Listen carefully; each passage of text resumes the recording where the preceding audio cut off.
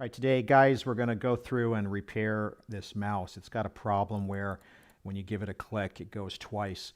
It's a common problem. There's also some other vids out there, but I think I'm going to show you a couple of different ways to do it. There's a shortcut way, and then there's a more straightforward way.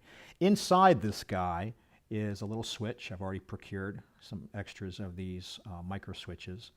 And the two different types of techniques I'm going to show is, one is I'm going to show just outright resoldering this on, but I'm also going to try and show a different technique that I think will work. It is opening this guy up and taking the new spring and putting it on the old switch to save you the resoldering. I know some folks talk about taking the spring out and trying to bend it, but the whole problem that causes this to go bad in the first place is metal fatigue. And bending it back, it's not going to last much longer. All right, so first thing I'm going to do is I'm going to turn this guy off, and I'm going to pull our battery out. And by the way, you can put any kind of a AA rechargeable in there like I've done when the original one goes. The first thing we're going to have to do is get to the screws that are underneath these skates, these pieces of plastic. And there's a little notch, at least on this G700 model, around each one to make it a little easier to get under here. Got a couple of different tools I'm going to try to do that with. Find something that's very, very thin. This looks like it might work. And you want to kind of just work it off very slowly because you're going to want to reuse these. Now in my case, I'm actually not going to reuse these. I picked up some new mouse skates on eBay. I'll put a link down in the description if you're interested in something like that, and can replace them with something that's new and a little bit better. But if you're not going to go that route, then you just want to go really slow peeling these guys off. At that point, here's the first screw, and then if we get it off a little bit more, we'll see the screw on the other side. Right there. All right, so I'm going to keep this right here for now until I find something to put these guys on. And the same kind of deal on each side. Just going to work a very thin tool. If you use something sharp, be careful. This was not a sharp, this is a metal spudger tool. It works pretty good on something like this to get these off. There's my other screw. Very similarly on this side. Same deal.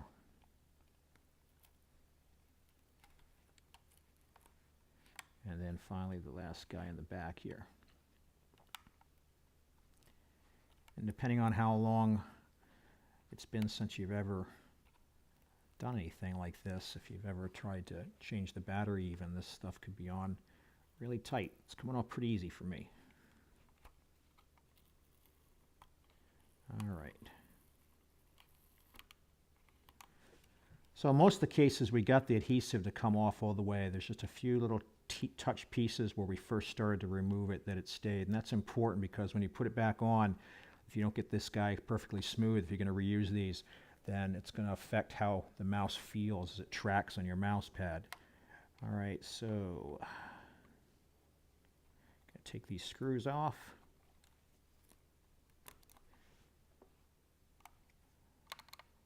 Actually, that guy right there was not a screw hole. That was just some sort of a plastic molding right there. So it's just two in the top here. And it's going to be these guys on the side. And they're all the same size. So I don't have to worry about that.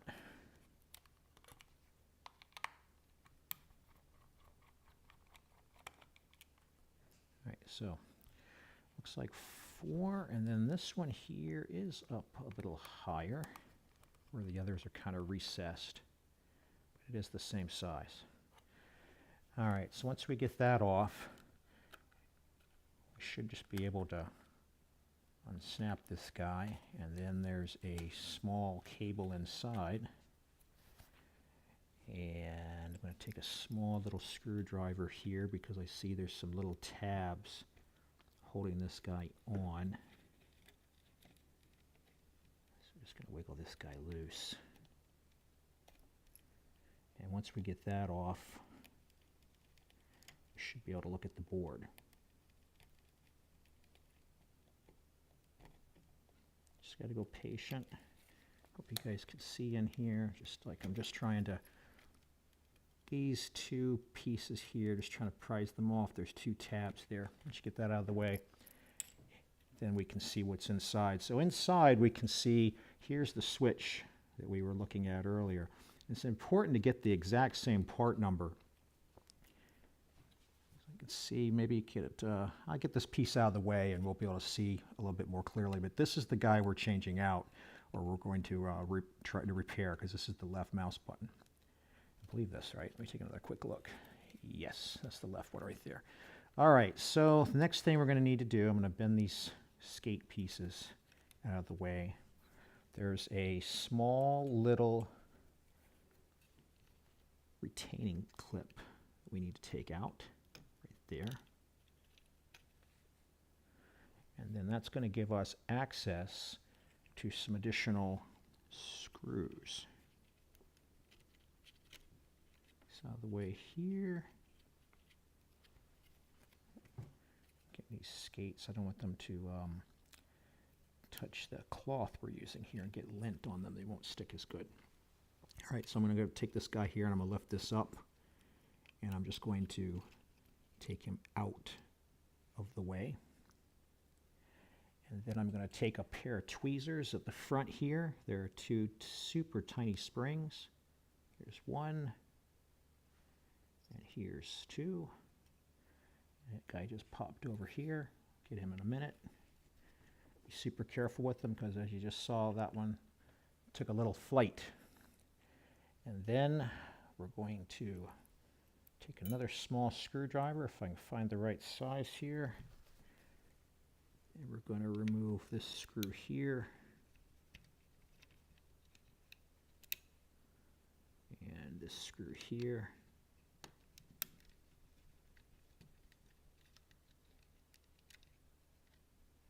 And the plate that's attached to it. All right, so there's this little metal plate that was being held on there. And then in the back, there's a screw here.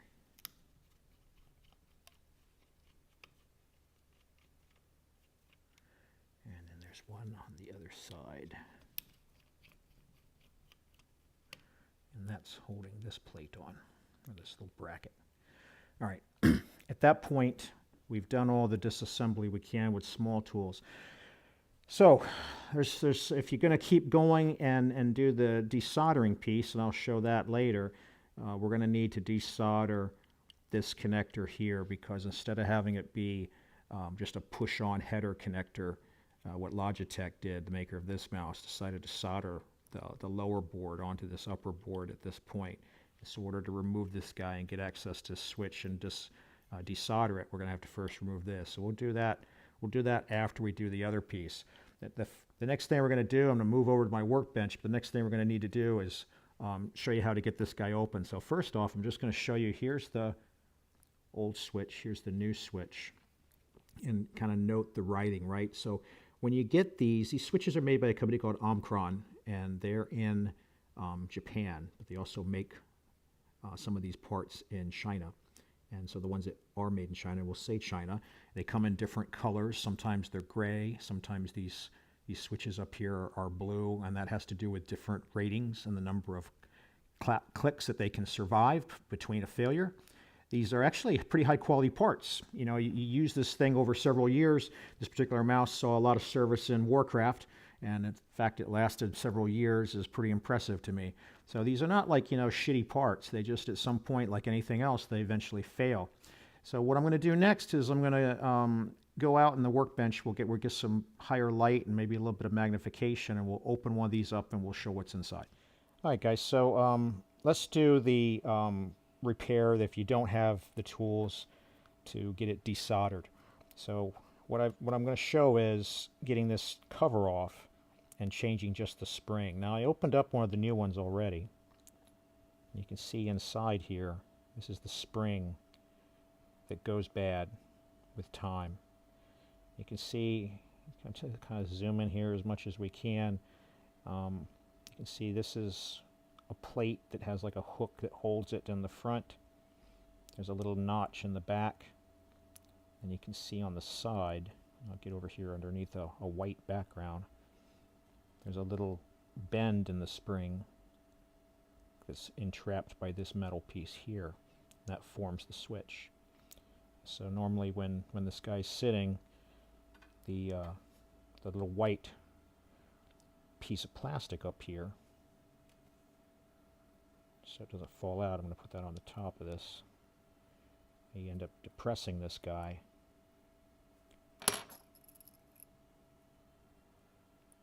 On top, he pushes in and pushes up against the spring, makes a contact between these connections, and that's what gets your click. And so the piece that goes bad is this top piece. And the way to get it off is to just kind of slide it to one side to get it off that back clip and then towards the rear. It comes off. And this ends up being the piece from the new switch that we want to transfer to the old switch. And it's pretty easy to get in the right way because the bended corner, bended round piece at the bottom is always going to face down. All right, so we'll sit this guy over here. And at this point, what we've done here, we can discard, right? There's not much more we can do with that. Now, if you want to get the old one open, there's little tabs here and here on both sides. And again, it's very important that when you're doing this, that the switch, again, is the exact same brand and the exact same number. Now, the writing might be a little bit different, and there might be some production type numbers, but we're really looking at that number on the bottom that looks like get it up here in the light a little bit for me, D2FC-F-7N or -7. And that's what we see on the original one as well. I wouldn't worry about the number in the upper left. I think that varies, some kind of production type number. And if it does, then we should end up seeing what's inside match. And the way I would suggest you get this guy off is a very, very thin piece of metal. I'm going to use this old X-Acto knife. It's a little bit dull, and that makes it a little bit safer. But if you use something that's brand new, you want to be real careful because you're going to need to reuse this, right?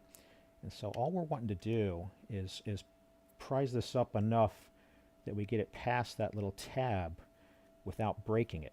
It's very, very soft metal, plastic, and very easy to damage it if you're not careful. So I'm just trying to get it underneath and prise it up a little bit. Of course, it's super small. I would normally do something like this under a microscope. But once you get one end up, you'll feel it click like I just did. And then you're going to not be able to see something too well here. Let me see if I can do it. You're going to end up turning it upside down because you don't want to lose that little white plunger piece at the top. Just kind of work it off. And then we can set this guy aside. And we'll put him back on later. We want to remember his orientation, right? So we want to remember that the switch piece, the piece with the plunger, is towards the back. Notice on the right button it's towards the front, but on the left button it's towards the back. So I'm going to leave this right like that. And then we have the actual spring. This piece is what's referred to as the spring. So again, what we're going to do, I'm going to twist it to the left, get it underneath this clip, and then we're going to get it off this latch in the back. Comes straight off. I'm going to take the new one. I'm going to put it on in a very similar fashion, and this is the hard part because this guy is so small. Let me get a good grip on him first. I'm going to get down here, hopefully zoom in with the camera and you guys can see. I'm only going to use these tweezers just so you can get a look at it, because I recommend you actually try and do it without them, because most people won't have them.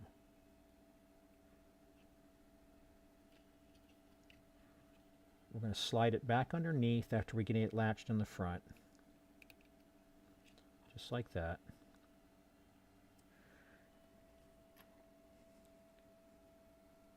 Alright guys, Try this again.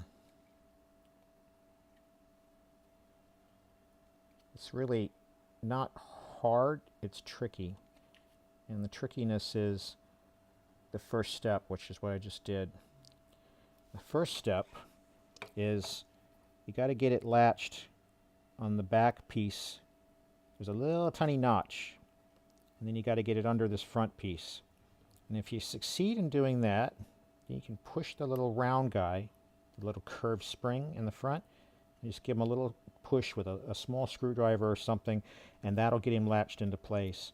And once you do that, he's done. So let me give you another really close-up view of what we're talking about here. That's the white background. So again, the solid piece goes under this, right in the back here. There's a tiny little notch that the back piece fits into. And then there's a tiny little notch on this middle piece that the curved one, the curved part of the spring, sits under. Got to get 1, 2, and then 3. And 3, I think the easiest is to give it a push down in the middle when you're done. All right, with that done, we can take the top that we took off. And again, we want to have the plunger in this particular model facing rearward. I'm just going to go upside down, right, because I don't want it to fall out. At that point, you'd have the repair done. However, I'm going to go the extra mile, and I'm just going to unsolder this and then replace the switch. So this is part one. If you don't have the gear, that's how you could do it. I think it'll last longer than just bending the old spring, because at some point, you know, you bend a piece of metal back and forth, it eventually breaks. But long before it breaks, it gets distorted and fatigued, and that's what originally happens here with all the clicking. And then you go and re-bend it, put it back in there, you're just going to be doing it again. This should last a lot longer by taking the guts out of a new spring and putting it in there. All right, so let me pause for a second while my desoldering machine heats up, and then we'll do the rest of this. All right, you got a couple of different options to do this step. You can either get some desoldering copper braid and your iron, and you can go one by one. This is the hardest way, but if that's all you've got, it is possible. A step up from this, you know, I don't have one, but you can get these kind of suckers that'll take it off as you go. You can heat it up and then suck it off. Another thing you could do, another technique, is a tool like this, where you have a bulb on the end here. You can come in here and try to remove it one at a time. This works pretty good. I use this on occasion for some jobs. But for this one, just to go a little faster, I'm going to just use a regular vacuum tool. And a vacuum tool is basically a soldering gun and a vacuum all built up into one, and it just kind of goes the fastest. Basically just heat it up, wiggle it around, and it takes it all off in one shot.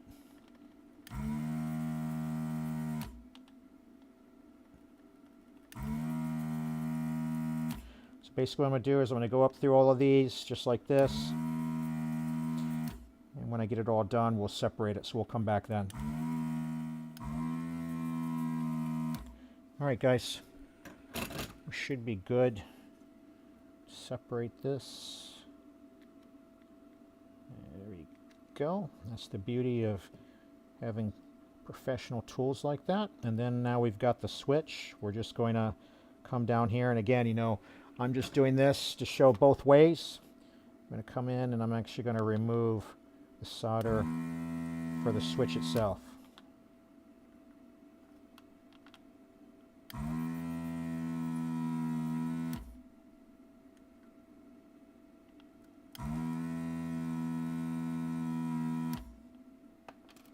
Okay, that's how easy this stuff is with the right tools. Now I'm going to come in here and I'm going to install a new switch in place of the old one.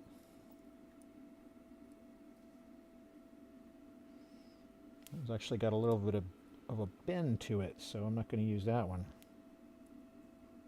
Okay, get the new guy in here, and I'm just going to take myself a little paper towel to wedge him into place. Just kind of give me something to push against. Get some solder, and let's get the new one into position.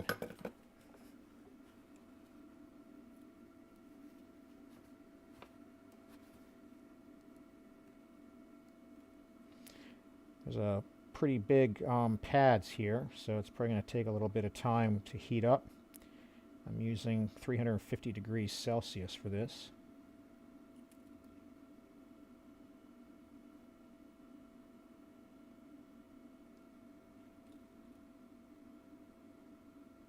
And I use 350 degrees Celsius also on the desoldering tool.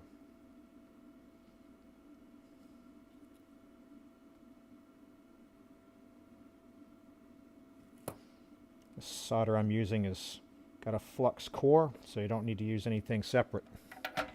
Okay, so now we've got our new switch into position. We're just going to put it back onto the pin header. And then we're going to resolder the pins. I like to start in the corner first.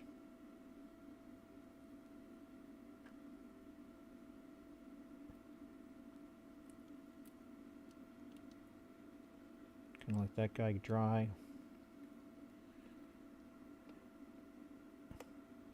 Yep. Make sure it's seated, and then do like the lower rear corner, something like that.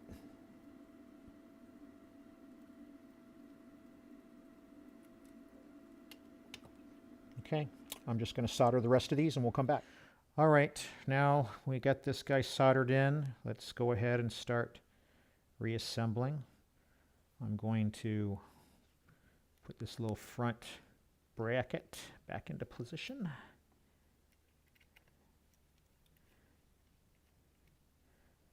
There's 2 screws that we took off earlier that hold that.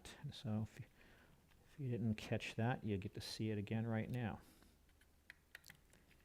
And then there's a small plastic black bracket here in the back.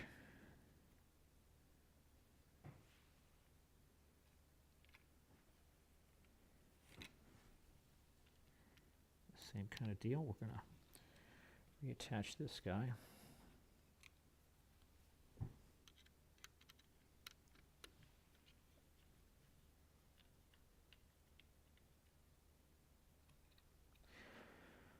All right, and then turn it like this.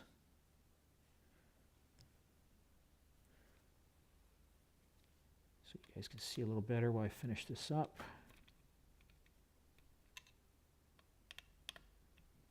And then I was getting our little springs here, so we have both our little springs. You know, you remember last time one of them decided to try and pop out.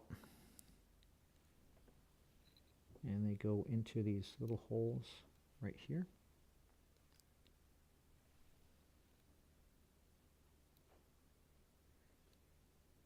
Very carefully.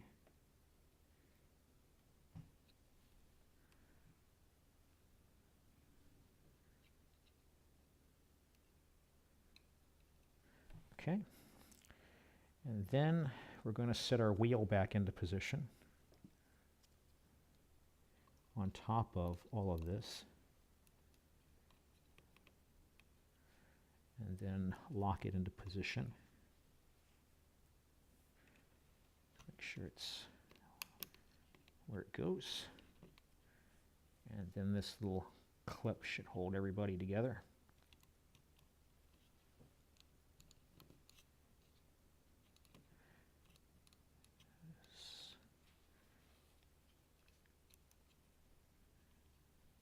Point, we put this guy back down.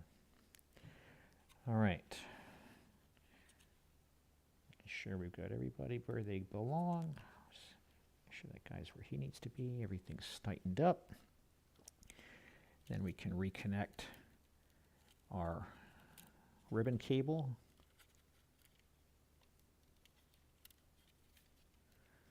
Make sure I get this guy in the right position.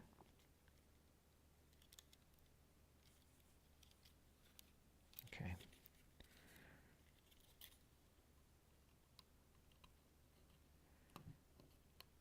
It only goes in one way. So it'd be kind of hard to mess it up, right? Because you can see it's kind of off-centered where the female connectors are for the males to go in. Okay, and then once we get that guy into position, we can just snap this guy back on, and then we can reinstall the screws we took off in the first place. And the last thing we're going to do is, in my case, I'm going to put some new pads on here, also called skates.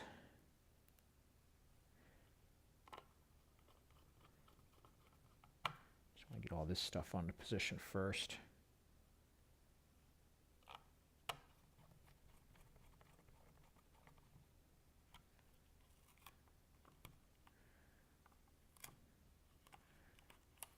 There he is. I knew I missed one.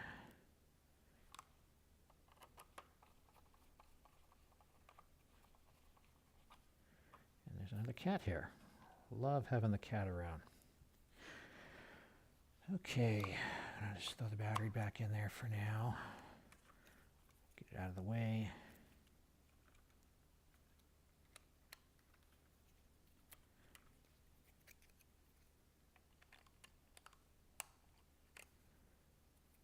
Just like that. Okay, so now these things. So, like I said, I picked up new ones on eBay because I just thought that might be a good idea.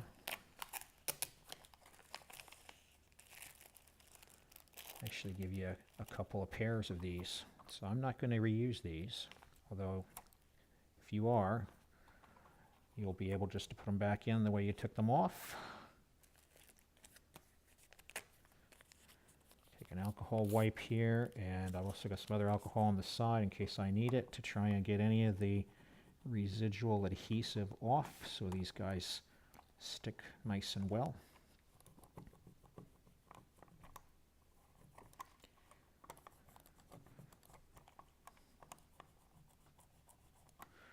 I don't know if I'm real fond of using alcohol for this. I'm going to hold this in my hand because I don't want to start my click count on my new switch without even actually using it.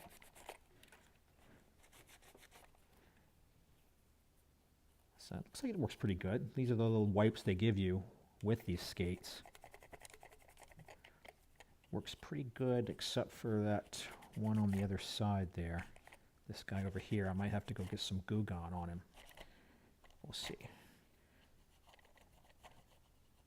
Just make sure we get it as clean as we can so we get a nice smooth surface. All right, so that one's done. This guy's almost done. That's good.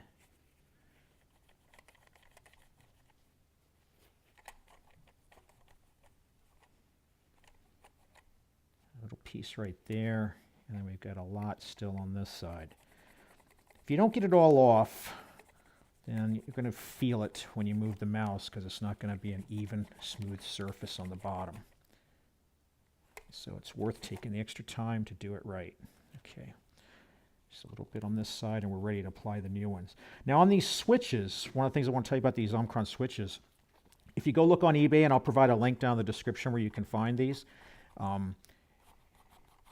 you're going to find a number of different numbers, and you want to use only the same exact number that came out of your mouse, whichever it might be. In this procedure we went through, while I used a G700 here, and obviously a G700S would look very much the same, you could really use it for any Logitech mouse, in my opinion, because they're probably all using a very similar type of microswitch. But you'll see things with like a 20M next to them or a 30M. These are like for 30 million clicks and the ratings on them. You'll see some, like I said in the beginning of the video, that have a different color. And that is because they have a different rating. And I would suggest you try to get exactly the one you had, because the difference is you're going to feel it. And the mouse is a very subjective device, in my opinion, and how it feels and the clicks that it has are things that you want to have as similar as to what you were originally using as possible. And if you start trying to use different size and types on these micro switches, the mouse just won't feel the same. So far, I'm pretty impressed with these. They fit perfectly, and they're exactly the right size. So I'm pretty happy with my purchase here of these new skates, and they're fitting right into the grooves molded into the mouse for that purpose. So excellent. Very nice. All right, so this guy is ready to put back in and give us a test and keep going for another 3, 4, 5 years. So again, if you get questions about this, you can leave them down in the comments. Like I said, I'll give some links to these skates and the Omicron microswitches themselves if you're having trouble locating them. And hopefully one of these two techniques will help you out, either swapping the spring itself from the new switch into the existing switch so that it lasts longer, or just desoldering the whole thing out and soldering in a brand new switch. Either way, I think this is a better approach than trying to reuse the old spring and bending it back. Again, I hope this video helped you out. If it did, please like and subscribe. Thanks for watching.